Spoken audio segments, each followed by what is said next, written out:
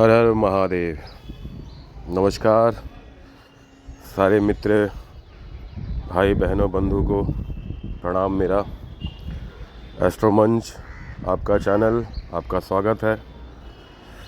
आज एक बड़ा अतरंगी सा एक कथा वचन, एक कहानी में शेयर करूंगा आपसे। आज ये जो लग्न चार्ट है इसके बारे में बताऊंगा। और जिन्होंने मुझसे ये डिस्कशन की, जो कंसल्ट किया, वो एक महिला है और वो अपने प्रेमी के बारे में जानना चाहते हैं। कंसल्ट करके ये पूछे कि क्या मैं फ्यूचर प्लानिंग कर सकती हूँ इनके साथ और कैसा है इसका नेचर है, तो आप मुझे बताइए सर।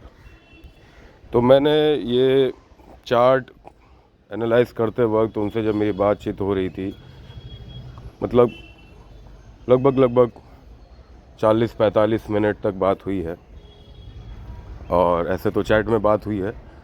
तो मैं जो मेन टॉपिक है, जो शॉर्ट में मैं आपको यहाँ पर एक्सप्लेन करूँगा और ये बताऊँगा कि अगर ऐसा लग्न चार्ट, अगर आप एस्ट्रोलॉजी स्टडी कर रहे हैं या ज्योतिषी पढ़ रहे हैं या फिर देखना जानते हैं, देख पाते हैं, तो ये ऐसा लग्न चार्ट अगर कभी इस तरीके का रैंडमली अगर आप कभी आपके पास ऐसा आए या दिखे, तो आप ये जवाब आप दे सकते हैं सामने वाले को, या आप समझ के रखिए। ये मेरा अनुभव है, ये मेरा स्पेकुलेशन है कि मैं ये इस तरीके से बता रहा हूँ आपको। रीज़न क्या है ये चार्ट यहाँ वीडियो के माध्यम से शेयर करने का, इसमें कहीं सतर्कता भी शामिल है और कहीं ना कहीं देखिए, अब जैसे एक बहन ने अपने फ्यूचर के लिए पूछा है और ये मेरा विद्या है, तो मैं उस हिसाब से मैं गाइड कर रहा हूँ। क्योंकि उन्होंने एक बात कही थी कि सर, मुझे बहुत लोग समझते नहीं हैं, खुद मेरे घर वाले भी, और मेरे करनी को दोष मानते हैं। ठीक है, ये मेरा इच्छा है, लेकिन उस तरीके से मैं डेडिकेटेड नहीं हूँ।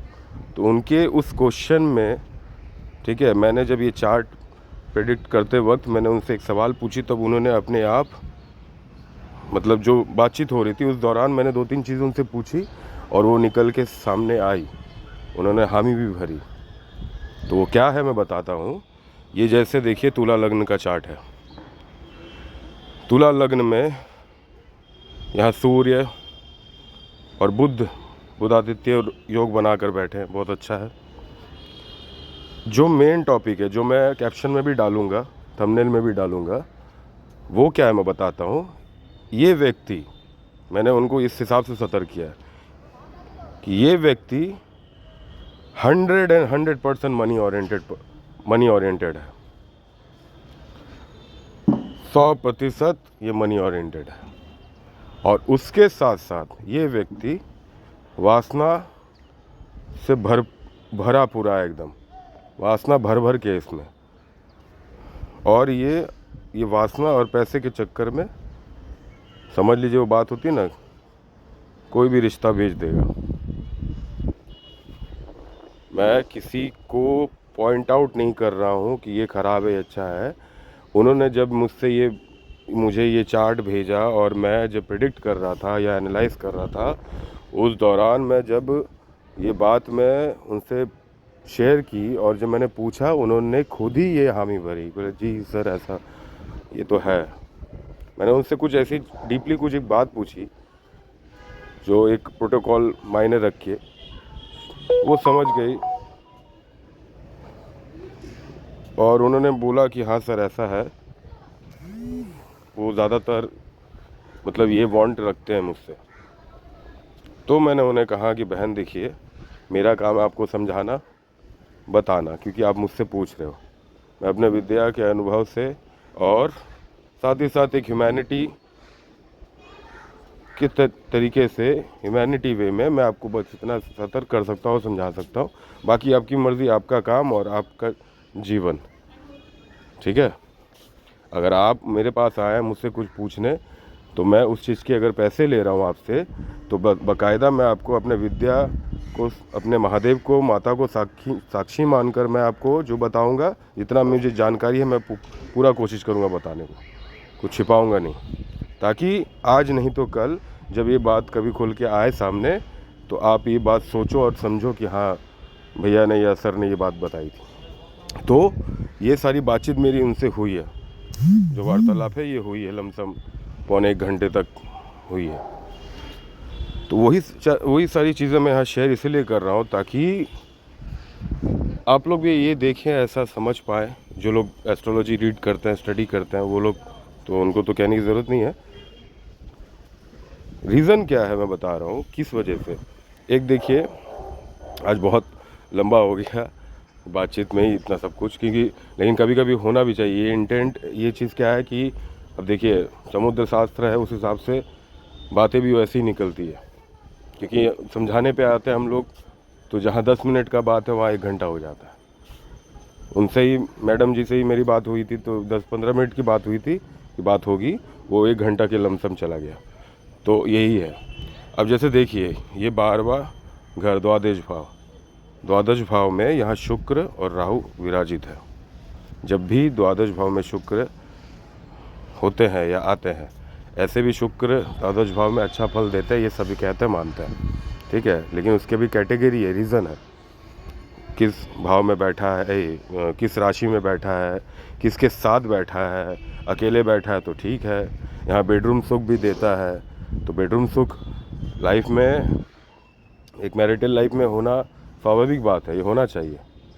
लेकिन वही चीज़ अगर एक्स्ट्रा हो जाए, एक्स्ट्रा ऑर्डिनरी हो जाए, और ऑर्डिनरी भी नहीं, वो गंदा हो जाए, ठीक है, वो तकलीफ़दायक हो जाए, तो गलत है, नेचरली वो गलत है। तो राहु वहाँ बैठा है।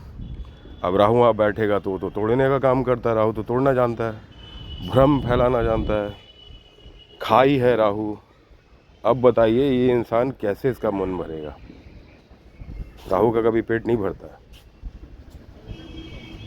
तो एक तो वासना ऊपर से राहु साथ में, और मनी ओरिएंटेड इसीलिए है कि यहाँ देखिए एकादश भाव में शनि विराजित है सिंह राशि में, अपने शत्रु के राशि में, ठीक है। शनि वहाँ पर लाभ भाव में बैठ के, ठीक है, ऐसे लाभ भाव में शनि अच्छा फल देते हैं। लेकिन अगर वो किसी और राशि में होते थे, तुला राशि में होते, उच्च के होते, वृषभ राशि में होते, या फिर मकर स्वराशि में होते, कुंभ राशि में, लेकिन वो मित्र राशि में, शत्रु के राशि में बैठे हुए हैं, समझ रहे हैं। और ठीक राहु के पीछे बैठे हुए हैं। राहु के पीछे शनि अगर है, अगर शनि के पीछे राहु हो, कंट्रोल में है, लेकिन राहु के पीछे अगर शनि है तो राहु लीड कर रहा है, वो बीच में है। शनि और शुक्र के बीच में राहु है। वासना और मनी ओरिएंटेड, सिर्फ पैसे से मतलब रखना, पैसों के लिए वो कुछ भी बेच सकता है। अब समझ लीजिए, मेरे बातों से आप अगर समझ पा रहे तो समझ जाइए, ज़्यादा कुछ कहने की ज़रूरत नहीं। कोई भी रिश्ता मायने नहीं रखेगा उसके लिए, और अगर वो कोई रिश्ता निभाएगा भी तो कहीं ना कहीं उसमें भी कोई स्वार्थ रहेगा, कहीं ना कहीं स्वार्थ रहेगा। ये बात मैं दोबारा रिपीट कर रहा हूँ। जब भी शुक्र शनि के बीच में, एकादश और द्वादश भाव के दौरान, मैं और किसी भाव में नहीं कह रहा हूँ, एकादश और द्वादश भाव के दौरान अगर ये परिस्थिति पैदा हो तो कहीं ना कहीं वो स्वार्थ 100% रहेगा। नोट कर लीजिए बात। तो ये कारण है, ये जो डिस्कशन थी जो मैंने बहन से की है, मैडम से, और ये मैं यहाँ पर आपको इस वीडियो के माध्यम से शेयर कर रहा हूँ। बाकी आप भी विचार करें, देखें। आप अगर पढ़ रहे हैं, एस्ट्रोलॉजी स्टडी कर रहे हैं, तो आपको भी समझ में आएगी। बाकी महादेव, ख्याल रखें, अच्छे से रहें। वीडियो अगर पसंद आए तो प्यार दीजिए अपना। धन्यवाद। हर हर महादेव। हरे कृष्णा।